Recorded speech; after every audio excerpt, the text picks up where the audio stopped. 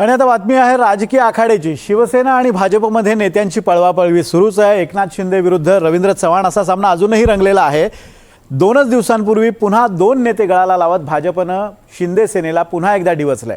तुम्ही जर आमचा 1 फोडलात तर आम्ही तुमचे 4 फोडू असा इशारा भाजपनं दिलाय।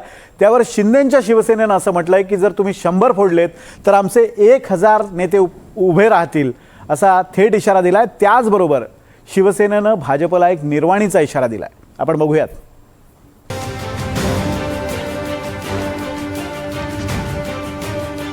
कल्याण डोंबिवलीमध्ये भाजपची पळवापळवी सुरूच। शिंदेंच्या शिवसेनेचे नेते पुन्हा भाजपच्या गळाला। तुम्ही 1 फोडलात तर आम्ही 4 फोडू। देवेंद्र फडणवीस आणि एकनाथ शिंदे दोघांचेही चेहरे हसरे असले तर या दोन्ही पक्षांमध्ये प्रचंड खदखद आहे। ठाण्यात तुझी नि माझी खुन्नस असा गेम शिवसेना आणि भाजपचा सुरू झालाय। ठाण्यामध्ये एकमेकांचे नेते पळवण्याची स्पर्धा अजूनही सुरूच आहे। शिंदेंची नाराजी, त्यानंतरची दिल्ली वारी, अमित शहांनी पक्ष विस्ताराला दिलेला हिरवा कंदील, यानंतर भाजपला आणखी बळ आलंय की काय असा सवाल आहे। कारण 3 डिसेंबरला भाजपनं शिवसेना शिंदे गटाचे विकास देसले, अभिजित थरबळ यांना भाजपमध्ये आणलं आणि शिवसेना भाजपात पुन्हा ठिणगी पेटली।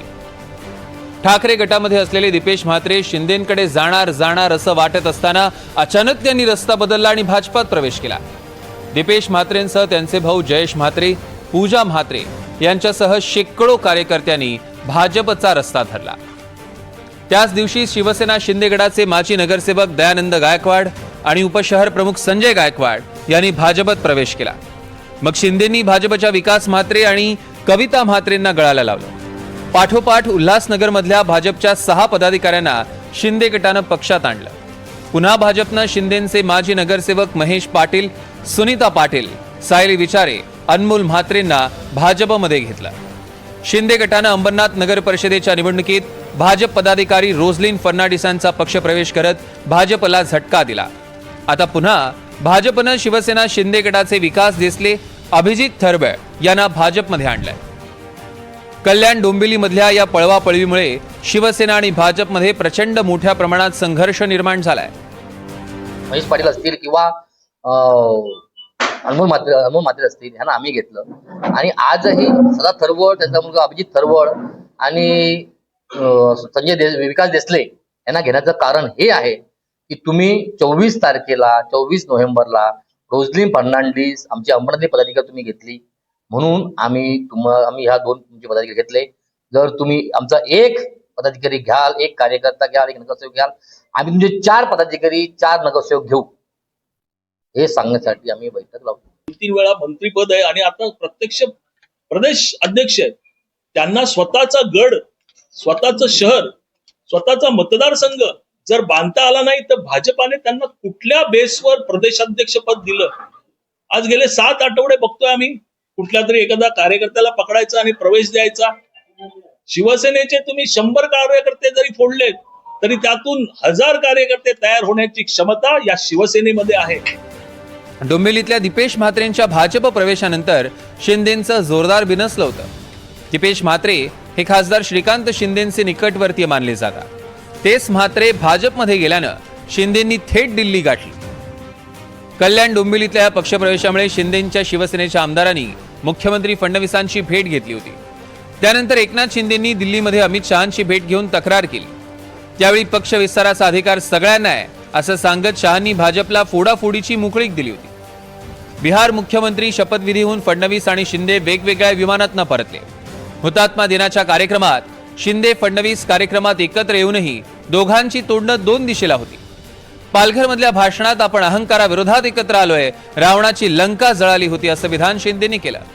तर आपण लंकेत राहतच नाही, आपण रामासारखे आहोत असं प्रत्युत्तर फडणवीसांनी दिलं। मालवणमध्ये भाजप पदाधिकाऱ्याच्या घरी सापडलेले पैसे रवींद्र चव्हाणांनीच दिले असा आरोप निलेश राणेंनी केला। शिंदेंच्या ठाण्यामध्ये पक्षविस्तार करणाऱ्या चव्हाणांना मालवणमध्ये येताच शिंदेंनीच निलेश राणेंना हाताशी धरून डाव टाकल्याची चर्चा होती। शिंदे भाजपमध्ये एवढ्या टोकाचं बिनसलेलं असताना शिंदेंच्या शिवसेनेनं आता निर्वाणीचा इशारा दिलाय। मग परिणाम आहे की ते ॲक्शनला रिॲक्शन ही होणार आहे। मग उद्या ही माहिती आपली जी काही खंबीरपणे पुढे चाललेली दमदार वाटचाल चाललो त्याच्यावर हा मिठाचा खडा टाकण्याचा प्रकार आहे. आणि जर त्यांना जर समज देत नसाल तर हे प्रकार पुन्हा भविष्यात वाढतील. मग त्याचे काही दुष्परिणाम जे आहेत ते महायुतीला भोगावे लागतील. त्यांनी त्यांचा पक्ष वाढवण्यासाठी केलेले ते विधान आहे, परंतु सर्वसामान्य जनता ही महायुतीच्या बरोबर आहे. महायुतीकडे त्यांचा कल आहे. आणि अशा पद्धतीने जर फाटाफूट झाले तर भविष्यामध्ये तुम्हाला निवडणुका ह्या स्वतंत्रपणे लढाव्या लागतील असं चिन्ह आहे. शिंदेंच्या दिल्ली भेटीनंतर अमित शहांनी भाजपला 1 नंबरचा पक्ष करण्याचे आदेश दिले होते. त्यानंतर रवींद्र चव्हाणांनी तर पक्षप्रवेशाची ही डोंबिवली फास्ट आणखी जोरात पळवली. हा संघर्ष शिवसेना आणि भाजप मधला आहे. त्याही पेक्षा तो ठाण्याचा ठाणेदार कोण, शिंदे की चव्हाण हे ठरवण्यासाठी आहे. अमजद खान, NDTV मराठी, कल्याण.